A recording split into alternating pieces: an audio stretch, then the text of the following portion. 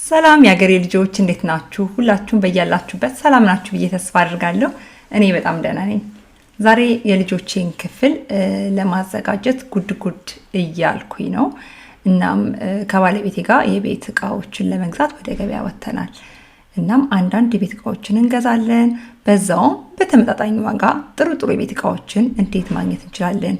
ውድ የሚባሉ መደብሮች ሄደን እንዴት በተመጣጣኝ ዋጋ ጥሩ የሚባል ጥራት ያለውን እቃ ገዝተን መምጣት እንችላለን የሚለው ነጥብ ላይ የተወሰነ የራሴን ነገር ላጋራችሁ ሞክራለሁ።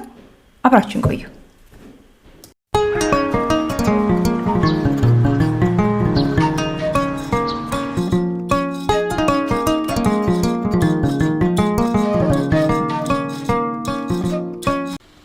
አሁን የምንገኘው XXL Lutz የሚባለው የቤት ውስጥ እቃዎች መሸጫ መደብር ውስጥ ነው የምንገኘው።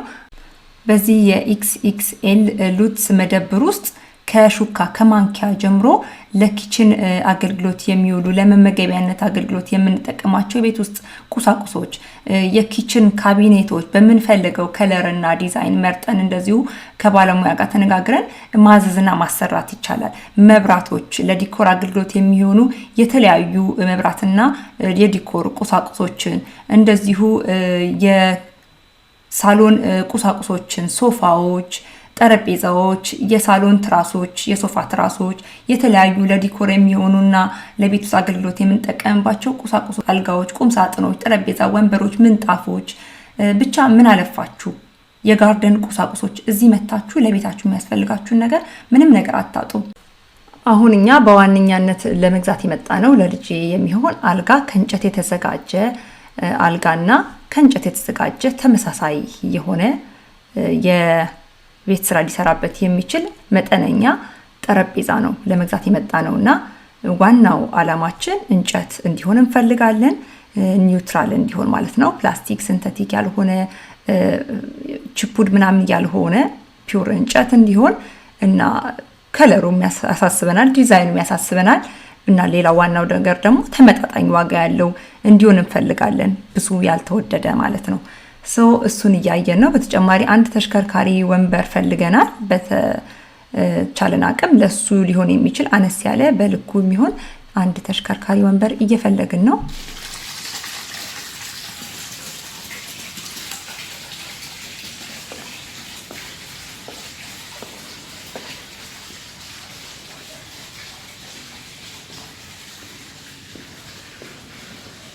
ይሄ የጋርደን ነገሮችን ያሉት እዚህ እኛ የፈለግነው የልጃችንን ክፍል ማሳመሪያ ነው። ዋው ሲያምር!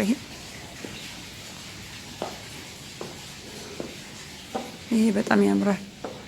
ለበረንዳ አሪፍ ነው።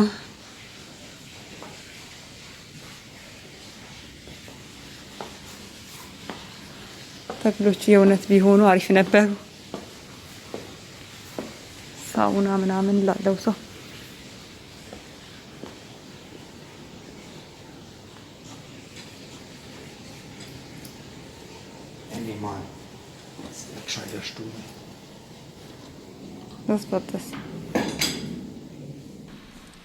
ጠረጴዛውን ይህንን መርጠናል። እናም አልጋም አግኝተናል። ከጠበቅነው በላይ በጣም በተመጣጣኝ ዋጋ ቆንጆ አልጋ አግኝተናል። እኔ ተለቅ ያለ አልጋ ፈልጌ ነበር። ባለቤት አነስ ያለ ነበር የፈለገው። ስንመጣ አነስ ያለው በአጋጣሚ በጣም ቀንሶ ካሰብነው በታች ከግማሽ በታች ቀንሶ ነው ያገኘነው። ይሄንን አልጋ ልንወስድ ነው። የምትመለከቱትን ሙሉ በሙሉ ጣውላ ነው። ንጹህ የተፈጥሮ እንጨት ነው። ምንም አይነት ፕላስቲክ ሲንቴቲክ ነገር የለውም። the only problem ምንድነው ያገኘነው? ማትራስ ምንድነው ፍራሽ አላገኘንም እና ከፍራሹ ጋር የሚደረገው ነገር የላቸውም። ይሄ አልጋ የሚሸጡልን አንድ ፒስ ስለቀረው ነው 70% ቀንሶ ነው የምንገዛው። ጠረጴዛውንም አግኝተን ነበረ 70% የቀነሰ የባለፈው ዙር ሽያጭ ሲያበቃ እየቀረ ማለት ነው። ነገር ግን ከለሩ ስላልወደድኩትኝ ያው እየተጠየቅነው ከፍለን ዋናውን ጠረጴዛ ወስደናል። ግን እዚህ አይነት መደብሮች ስትመጡ ውድ ተብሎ የሚታሰቡ መደብሮች ጋር ማለት ነው አትፍሩ፣ ዋጋቸው ውድ ናቸው ብላችሁ አትፍሩ። የምትፈልጉት የጥራት ደረጃ ካለ የምትፈልጉት የጥራት ደረጃ ያለበት መደብር ሄዳችሁ ማየት ነው። ማየት ማመን ነው ይባላልና ገበያ ስንወጣ ያለው ነገርና ኤክስፔክቴሽናችን በጣም የተለያየ ስለሆነ ስለምንፈራ አንሄድም። ካልሄድን ደግሞ አናቅም። አናገኝም ስለዚህ ገበያ ውጡ እዩ አማርጡ ፎቶ አንስታችሁ አስተያዩ መጀመሪያ ኢንተርኔት ላይ ማየትም ትችላላችሁ ከዛ በኋላ ሄዳችሁ የምትፈልጉትን ነገር ማግኘታችሁ አይቀርም